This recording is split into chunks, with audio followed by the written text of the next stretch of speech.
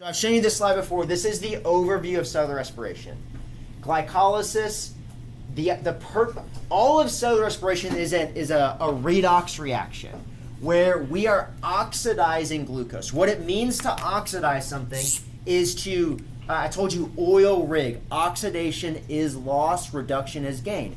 So glucose is being oxidized, meaning we are ripping off these electrons from glucose and we're attaching them to mainly NADH, but also FADH2. And then NADH and FADH2, we make those in glycolysis and in the citric acid cycle and pyruvate oxidation. Those are going to travel, this arrow up here, these electrons are going to go to do oxidative phosphorylation. There's two parts of oxidative phosphorylation: the electron transport chain and then chemiosmosis. Okay? Basically, these molecules represent stored energy, potential energy that we're then going to release to make ATP. So the point of all this is to make ATP.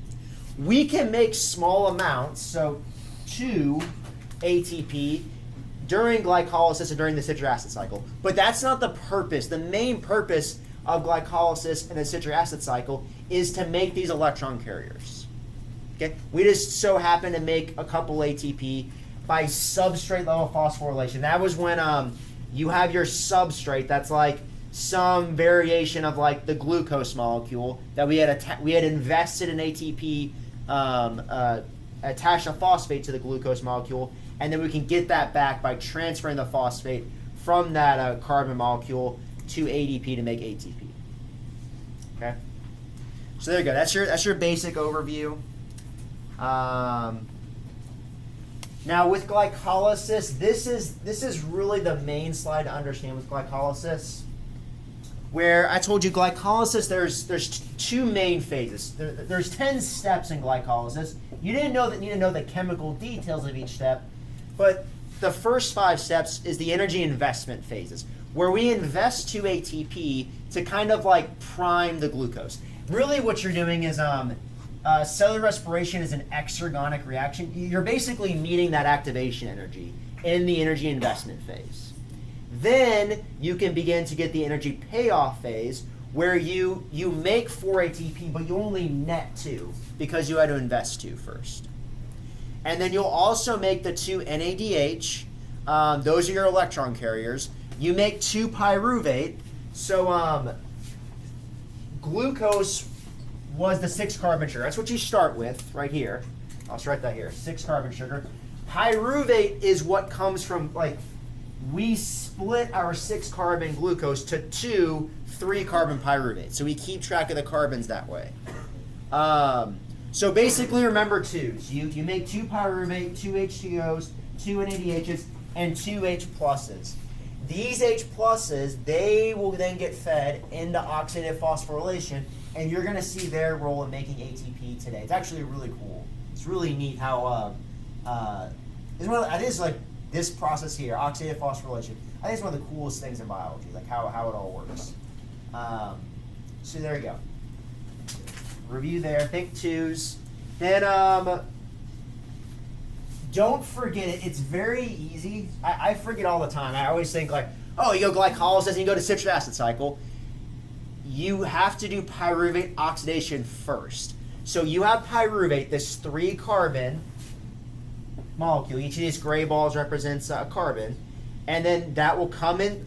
We're in the cytosol. That's where glycolysis happens. The cytosol, the cytoplasm. Then we enter the mitochondria, and now we're going to do a 1-step oxidation process. We're going to remove. It's oxidation because you make another NADH, strip some more electrons from your carbon molecule, and remember there's 2 of these. It's times 2. You remove a carbon dioxide from it, and then you attach this CoA, that's coenzyme A. You attach this coenzyme A, and coenzyme A, it's not there for long. It then gets removed immediately as you go into the citric acid cycle. But in the citric acid cycle, what's not shown is you have a 4-carbon molecule called oxaloacetate that was already pre-existing in a previous turn of the cycle that meets up with the 2-carbon acetyl group. Once you lose that carbon dioxide, we call it an acetyl group, 2 carbons. Those will add 2 carbon plus 4 carbon. So when you're over here, it's a 6 carbon molecule. But then because you lose 2 CO2s, that's what then drops you back down to 4 carbon. And you don't become 6 carbon again until you meet up with the next acetyl group that came from the pyruvate. Okay? So in the citric acid cycle, you're going to make your 2 NADHs, because you're running that cycle twice. I think I have a summary slide over here. No, I don't. It was 6, 4, 2, 2. So you make 2 here, 1 here, but you do this cycle times 2, so you make 6 NADHs. Each turn of the citric acid cycle, you make 2 CO2s, but you do it twice, so you make 4 CO2s. And then you go 2, 2. So you make 2 FADH2s, 1 for each turn, and then then the 2 ATPs, 1 ATP per turn. So 6, 4, 2, 2. Okay. So again, really the inputs and outputs are really, because you're kind of an awkward point of your like education where like when you get into biochemistry, like some more upper level biology, they'll then start grilling you on the specific chemical details, but you haven't taken organic chemistry yet, so you haven't really learned a lot about kind of these chemical reactions and stuff. So there isn't really a whole lot people can test you on other than just like inputs and outputs. So that's the good news of this. This is and looks pretty complicated, but there's just only so much they can ask you about it. Okay? All right, questions on that? Good here? All right. So now, the electron transport chain. So we did glycolysis in the citric acid cycle where we made the NADH and then small amounts of the FADH2 molecules. We have made 4 ATP already, but now we're really going to get that big ATP payoff from extracting energy from the NADH and FADH2. There is potential energy stored in the electrons that got attached to NAD plus and FAD. Okay? So the electron carriers, we're going to jump to the electron transport chain here, and now we're going to extract energy from these molecules. And I don't know, it's kind of a cool process. This looks like a lot, but understand the overall process. Don't get lost in like all of these details here. NADH, we made those in glycolysis, pyruvate oxidation, and the citric acid cycle. Now we're going to send those, and the location here is we're now on the inner mitochondrial membrane. Okay? Got to know the locations of these. Guarantee you're going to get asked questions like that. So we're in the inner mitochondrial membrane, and this electron carrier, NADH, it's going to pass its electrons to all of these circles here. These are basically just these protein molecules that can accept electrons. So these molecules, they want electrons more than NADH wants electrons. In other words, they are better electron acceptors, meaning they are better oxidizing agents than NADH is. In other words, these molecules in the electron transport chain are going to oxidize NADH. This is kind of ironic. Earlier in cellular respiration, we reduced NADH, but now we're going to oxidize it to get that energy back out. And this molecule is a better electron acceptor, each molecule, as you go from left to right, each molecule becomes a better and better and better electron acceptor. And that should make sense to you. Meaning, like, the electrons go from NADH to, I don't even know what FMN means. Then these electrons get passed to here, and then the electron gets passed to here, and then it gets passed to here, and you keep going down the chain where each time we pass these electrons, we're releasing more and more energy. So each molecule in this electron transport chain is a better and better acceptor of electrons until you get to oxygen. Now, literally the reason why you breathe is that. Which is kind of wild. The reason why you need oxygen is this. Oxygen is the second most electronegative element. That's why oxygen is the very final electron acceptor. It's going to finally accept the ending amount of electrons, and in the process, it's going to match up with two H pluses, making H2O. Okay? So there's a lot of details here, but the basic idea is very simple. You just pass the electrons from one. It's just like it's like the old school, like before they had like fire trucks. Like there's a fire that have like the buckets, like a line of people just passing the bucket until you get to the fire. That's all we're doing. The water is the electrons. You're just passing it from molecule to molecule to molecule. Now, some other things. FADH2 will enter at a lower part of the chain. So we actually will make less ATP using FADH2 than we do with NADH. NADH we can only make about 2.5 ATP. You don't have to know that number. It's just kind of interesting. FADH2, we technically can only make about like 1.5 ATP. And the reason is because we insert FADH2 at a lower part of the chain. You know, it's like if you were to like drop a ball from here versus way up there. One's going to have more energy than the other, depending on how high it's falling. All right. Let me go back, make sure I set everything here.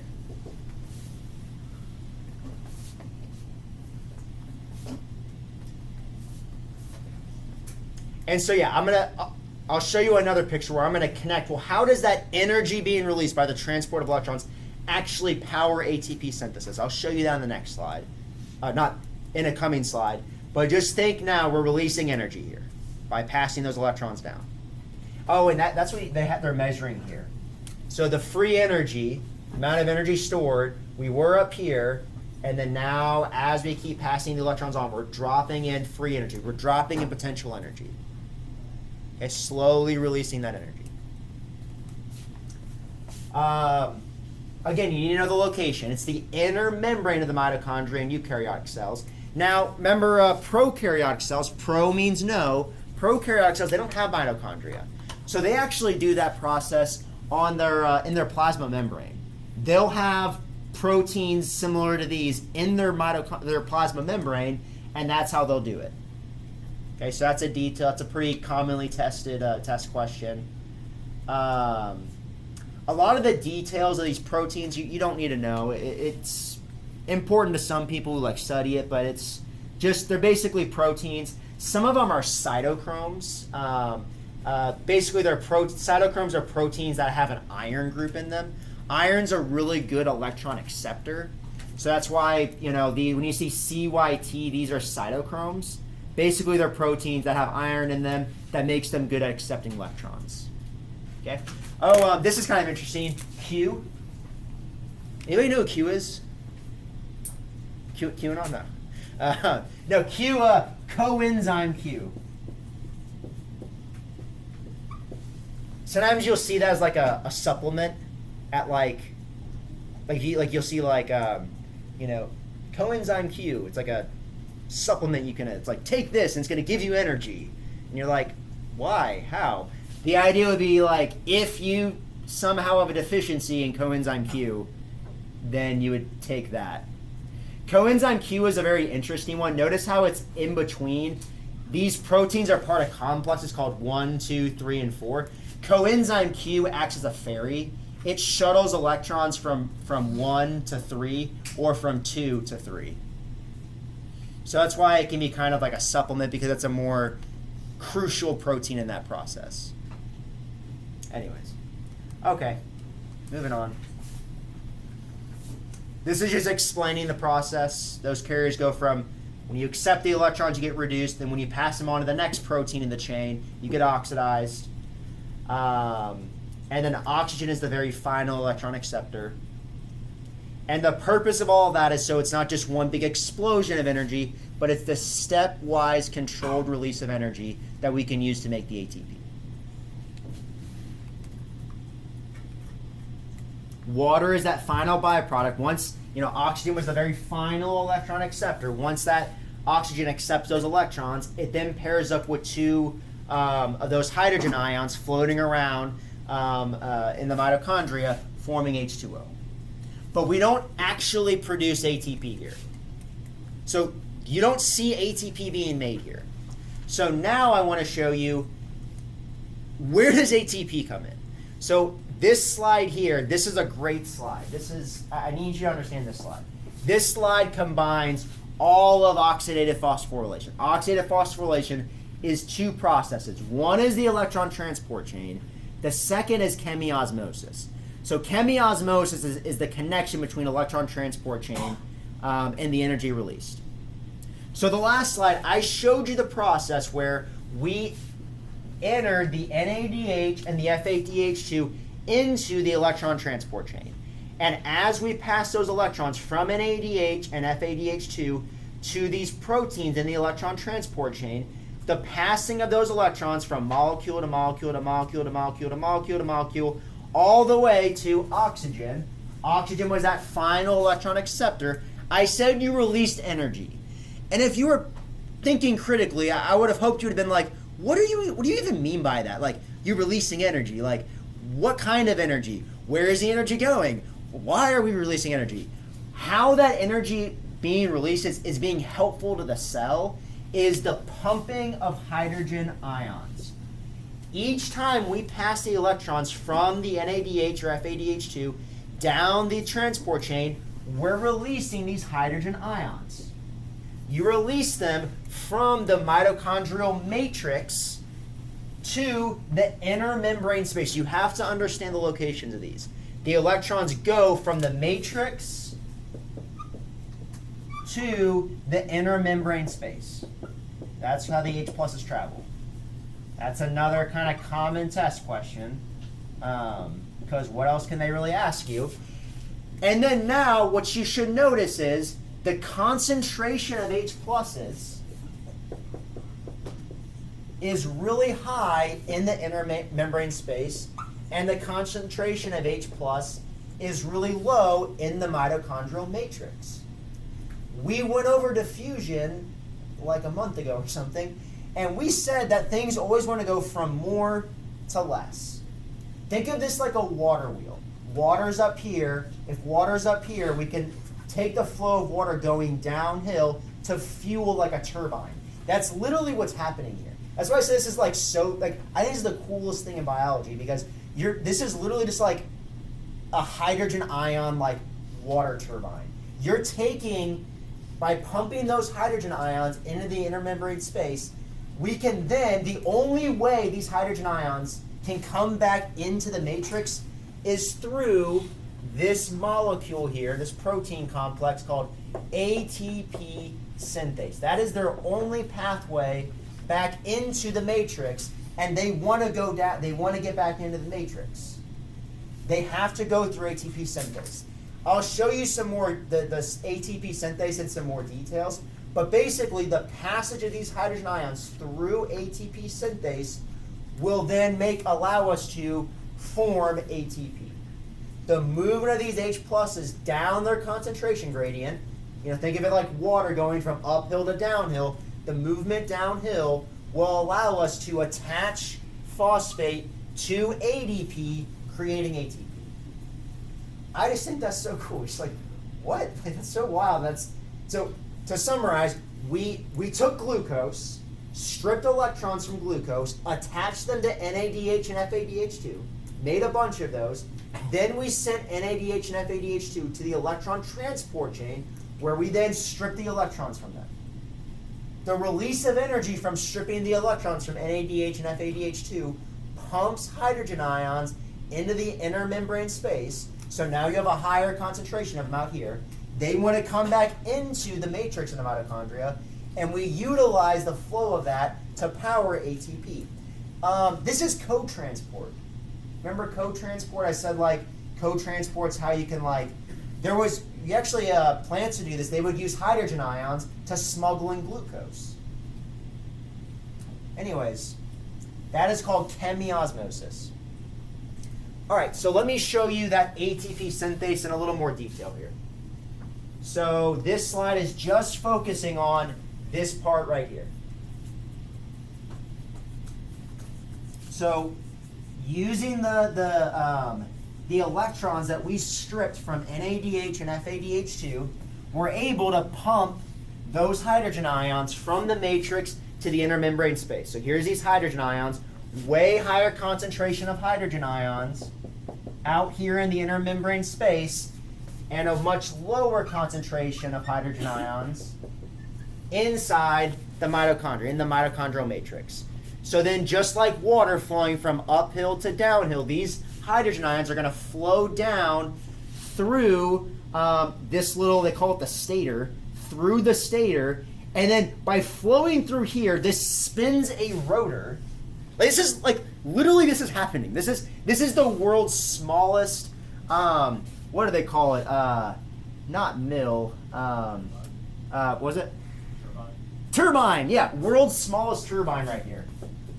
This is literally the smallest turbine we all know of. Like, that's what's going on inside your cells right now. You have this world's smallest turbine. These hydrogen ions go through the stator. They spin the rotor, and the spinning of this rotor by the hydrogen ions moving through will spin this internal rod, and the spinning of this internal rod will then spin this catalytic knob. So when you think catalytic, think catalysis. You're catalyzing the reaction of ADP plus phosphate going to ATP. So basically, the movement of hydrogen ions from higher to lower spins this whole pump, and that'll cause the phosphate to be attached to ADP to make ATP. And I just think that's so cool. I don't know. I'm not saying you should all be biologists, but like at least appreciate like how amazing that is. And by doing that, we can make about 28 ATP.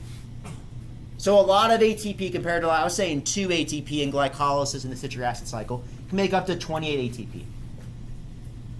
Any questions about that? Make sure you know the locations of this. So this is kind of a good, like, this is where it's being pulled out of. And and this, we talked about surface area. Remember we talked about how the mitochondria and a lot of other organelles, they have a lot of folds. And we said more folds, more surface area. More surface area, you can do more stuff. Well, the stuff that we're talking about here is making ATP.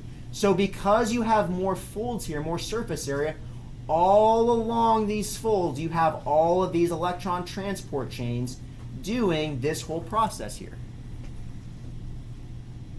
Okay? All right. I think most of the rest of these slides is just kind of words that I've already said. So, yeah, we use the energy released by the transferring of electrons from NADH and FADH2 to pump those hydrogen ions to the inner membrane space. That then gives you a hydrogen ion gradient, that higher hydrogen ion concentration in the inner membrane space, lower in the matrix of the mitochondria. And so then that makes H plus want to go down its concentration gradient through the turbine to then make the ATP.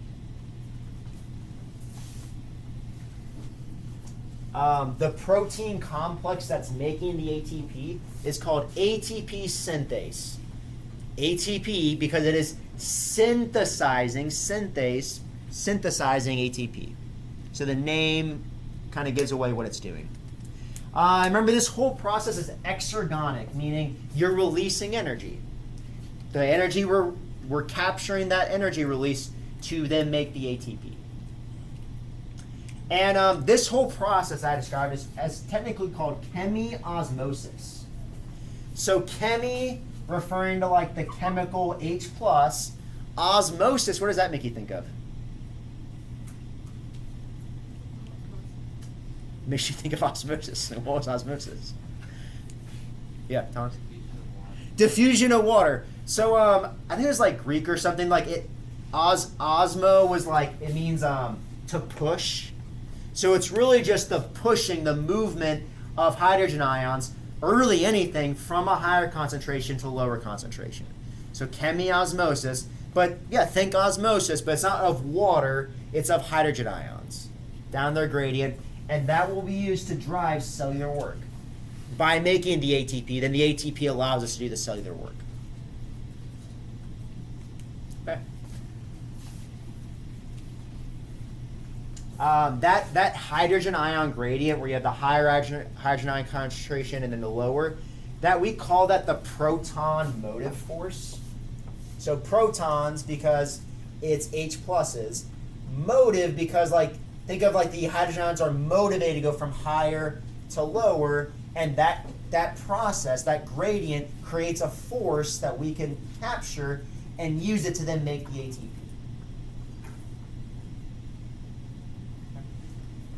Here's a computer model showing what ATP synthase looks like. I don't know. I don't know if that really helps you much, but just kind of showing you some of the different polypeptides, those polypeptides that actually make up the protein complex. So, there you go. Honestly, I don't really know why this slide's here. It's just kind of showing you where we came from. Glycolysis, pyruvate oxidation, citric acid cycle. The purpose of all that was to make the NADH and the FADH2 so that we can send them to the electron transport chain. So oxidative phosphorylation is made of the electron transport chain, we can say ETC, and then you had the chemiosmosis. That's where you had the ATP synthase. That's that turbine that's used to make the ATP. Okay. All right.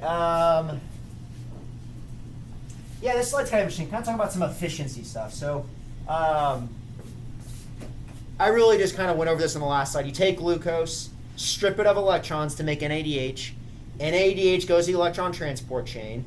We use the energy stored in NADH and FADH2 to create that proton motive force, that hydrogen ion gradient, use that hydrogen ion gradient to then power the making of ATP.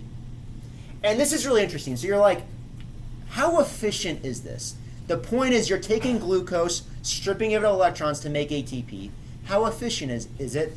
We get 34% of the stored energy of glucose we can take from it to make ATP. And that doesn't honestly sound that good when you just say 34%. You're like, that's 66%. In other words, 66% of the energy of glucose is lost as heat that we can just use to warm our bodies. But consider this, the most efficient, if we're talking about a gas-powered car, because glucose is just a carbon-based fuel. You put a carbon-based fuel in your, if you have a gas-powered car, that's what you're putting in your car. The most efficient car, your Prius is only getting 25% of its energy. Take that, Prius, right? We get 34%. That's how efficient this process is, which is actually pretty incredible. Our engineers can't even make a more efficient system than what we got going on here, right? So if you're sitting there feeling like a loser, you're the most efficient car in here. Son, daughter. All right. Anyways, the remaining energy from glucose, that's lost as heat. Now, this is really cool. Hibernation. What goes on in hibernation? So, you have a bear doing hibernation, or Sandy the squirrel doing hibernation. They have all of this stored food, and they need to stay. They need to stay warm because it's really cold outside. Well, they don't need a lot of ATP because they're just doing nothing. They're just sleeping. But they need to stay warm. And I told you can make heat from doing cellular respiration. So what they'll end up doing is basically they'll keep doing cellular respiration to make heat in their body. But there's a problem. If they keep doing cellular respiration and they keep making ATP, eventually that ATP will build up, and we talked about the feedback loops. That ATP will feed back and shut off cellular respiration. So they have this really interesting adaptation. What they'll do is they will make something called brown fat. And we actually can make some brown fat. So like part of like an adaptation we'll get as it gets colder outside is we start making more brown fat that can do this. These animals during hibernation, they will start making these proteins that will They will start making these proteins that will allow H+ to come back into the cell. Basically, they make proteins that will allow you a second pathway for H+ to come back into the mitochondria. What that does is that prevents them from making as much of that ATP. Because again, what prevents them from shutting off cellular respiration and thus shutting off their heat production during hibernation is the production of ATP. So by adding another protein in their mitochondrial membrane that allows the H+ to come back in the cell, thus shutting off this whole ATP making pump, they can prevent that whole cellular respiration heat production from shutting itself down. I think that's really cool. I bet you didn't know hibernation was that complicated. Truthfully, I didn't until a couple days ago. Okay. I think that's about it. Let me see.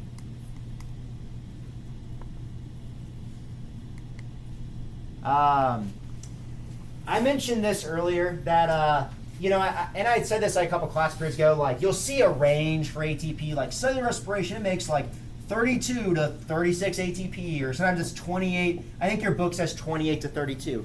And you're like, why is it so like finicky? Well, really it's because the phosphorylation is not, the phosphorylation of ADP to ATP, that isn't like directly tied to the redox reactions that we did when we stripped the electrons away from glucose. Because you have the NADH and the FADH intermediaries, that's why it becomes unknowable like how much exact ATP you're making. In other words, the NAD+, it makes 2.5 ATP per molecule, and FAD only makes about 1.5 per molecule. And I showed you that because FAD enters at that lower part of the transport chain. So that's why this becomes like a number range, and you can't really give an exact number to it. Okay. The other kinds of work, they're referring to the hibernation thing I was talking about.